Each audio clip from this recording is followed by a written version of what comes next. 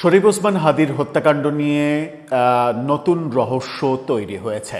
যখন তার হত্যাকাণ্ডের দায়ে অভিযুক্ত দুই আসামি ভারতে গ্রেপ্তার হয়েছে এবং ভারতে গ্রেপ্তার হওয়ার পরে এতদিন যারা হাদির হত্যাকাণ্ডের বিচার চেয়ে প্রচণ্ড শোরগোল করেছেন তাদের অনেককে চুপ হয়ে যেতে দেখা গেছে। এটা নিয়ে আর কোনো বক্তব্য নেই। আসামি ধরা পড়ার পরে ব্যাপারটাকে বাহবা দেওয়ার যখন কথা, তখন সেটা নিয়ে কোনো বক্তব্য নেই। এরকম সমালোচনা যখন চলছিল, অনেকে অনেক কথা বলার চেষ্টা করছিলেন যে এটার সাথে মানে এর কাছের কেউ, হাদির কাছের কেউ জড়িত কিনা, যারা চুপ হয়ে যাচ্ছে তাদের এর পেছনে কোনো ভূমিকা আছে কিনা। যারা বলার চেষ্টা করছেন যে ওসমান হাদি এটা পুরোটা একটা প্রজেক্ট ছিল, নির্বাচন বানচালের একটা প্রজেক্ট ছিল, যে প্রজেক্ট আসলে সফল হয়নি। এই কথাগুলো যারা বলার চেষ্টা করেছেন তাদেরকে আবার অনেকে সমালোচনা করছেন যে ওসমান হাদিকে বিতর্কিত করা কিংবা তার পক্ষের লোকজনকে বিতর্কিত করার জন্য এই ধরনের অপপ্রয়াস করা হচ্ছে। কিন্তু যখন এই হত্যাকাণ্ডের সঙ্গে ডিপ স্টেটের সম্পর্কের কথা বলা হয়, তখন সেটা আরও বেশি শোরগোল তৈরি হলো।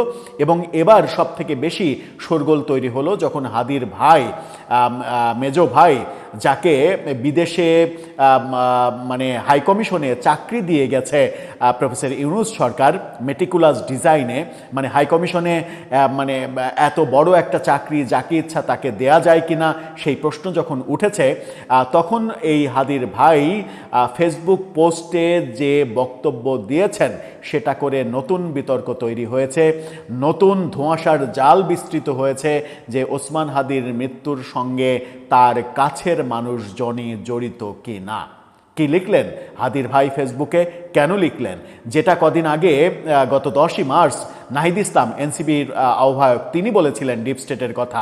এরপরে হাদির ভাইয়ের এই বক্তব্য, আসলে হাদি হত্যাকাণ্ড কোন দিকে মোড় নিচ্ছে, চলুন একটু জেনে দেখে এই ভিডিওতে। থাকবেন পলিটিক্স টিভির নিয়মিত আয়োজনে।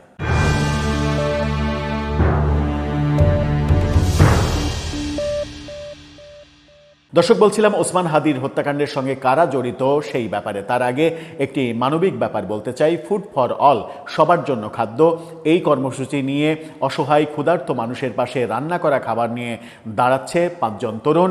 সেই চেষ্টাকে আমরা সমর্থন দিয়েছি, মানবিক চেষ্টাকে। ডেসক্রিপশন বক্সে লিঙ্ক দেওয়া থাকবে, আপনারা অন্তত পক্ষে চ্যানেলটা সাবস্ক্রাইব করে তাদেরকে অনুপ্রাণিত করবেন যেন এই মানবিক বার্তাটা দেশের গণ্ডি পেরিয়ে সারা পৃথিবীতে পৌঁছে যেতে পারে। চলে যাচ্ছি মূল আলোচনায়। বলছিলাম ওসমান হাদির ভাইয়ের একটি ফেসবুক স্ট্যাটাস। তার আগে বলে নিই, আপনাদের নিশ্চয়ই মনে আছে গত 10ই মার্চ রাজশাহীর একটা অনুষ্ঠানে নাহিদ ইসলাম বলেছিলেন যে হাদির হত্যাকাণ্ডের সঙ্গে ডিপ স্টেট জড়িত। এই ডিপ স্টেট কারা? আমেরিকার ডিপ স্টেট নাকি বাংলাদেশের ডিপ স্টেট? এই ডিপ স্টেটের সঙ্গে মানে হাদির হত্যাকাণ্ডের সম্পর্ক যখন নাহিদ ইসলাম খুঁজেছিলেন, তার কয়েকদিন পরেই যখন মানে আসিফ মাহমুদ সজীব ভুইয়া বললেন যে ডিপ স্টেট তাদের সরকারকে, অন্তর্বর্তী সরকারকে অন্তত 2029 সাল পর্যন্ত ক্ষমতায় থাকার জন্য বলেছিল, তাদের পারপাস সার্ভ করলে এই ক্ষমতায় তারা থাকতে দিবে কিংবা রাখার বন্দোবস্ত করবে। তার মানে ডিপ স্টেট কারা, ডিপ স্টেটের সদস্য কারা, এটা আসিফ মাহমুদ সজীব ভুইয়া কিংবা নাহিদ ইসলামরা খুব ভালো জানেন। তাহলে তাদের উচিত যে হাদি হত্যাকাণ্ডের সঙ্গে ডিপ স্টেটের সম্পর্ক যদি থাকে তাহলে সেই নামগুলো প্রকাশ করে দেয়া যে এই ডিপ স্টেট কারা। কারণ নাহিদ ইসলামের বক্তব্যের পরে একটা ধোঁয়াশা ছিল।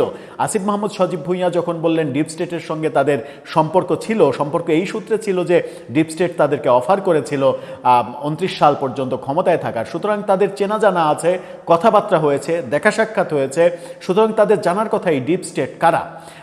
ব্যাপারটা খোলাসা হচ্ছে না বলে আরও বেশি ধোঁয়াশার জন্ম হচ্ছে হাদি হত্যাকাণ্ডের প্রকৃত রহস্য নিয়ে, এবং সেটা আরও বেশি উস্কে দিয়েছেন ওসমান হাদির ভাই। তিনি একটি ফেসবুক পোস্টে সম্প্রতি যেটা বলেছেন, তার ফেসবুক পোস্টটা দেখে নিন।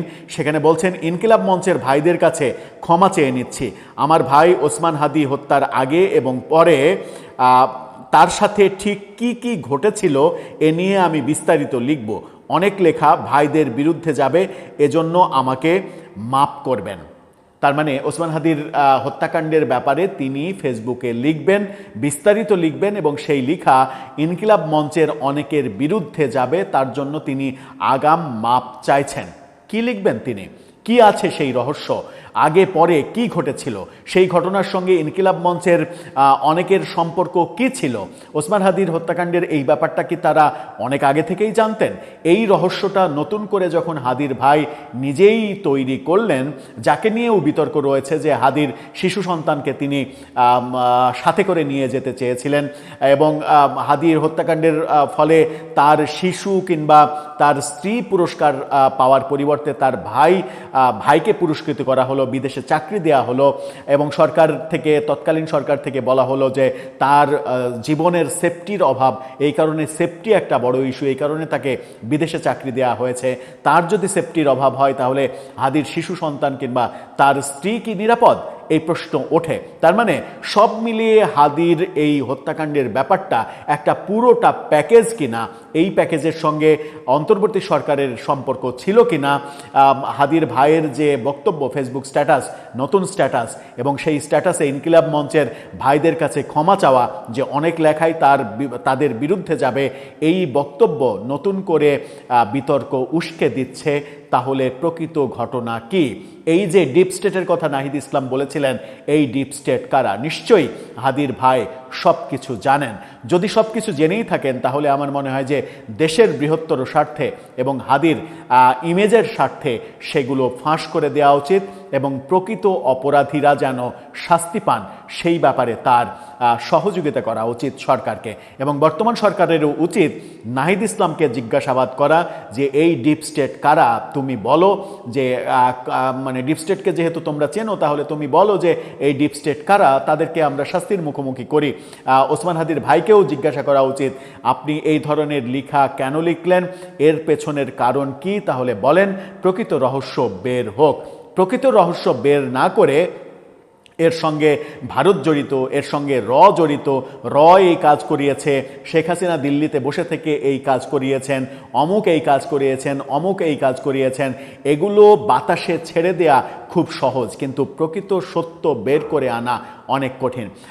ওসমান হাদির হত্যাকাণ্ডের সঙ্গে জড়িত যে দুই আসামি, সন্দেহজনক যে দুই আসামি ভারতে গ্রেপ্তার হয়েছে, তাদেরকে ফিরিয়ে এনেও প্রকৃত রহস্য বের করা উচিত। যদি তারা এটার সঙ্গে জড়িত থাকে তাহলে তাদের পেছনে কারা, মাস্টার মাইন্ড কারা, এই প্রজেক্ট কাদের, সেগুলো খুব সহজেই বের করা যায়। সেগুলো কেন জিইয়ে রাখা হচ্ছে?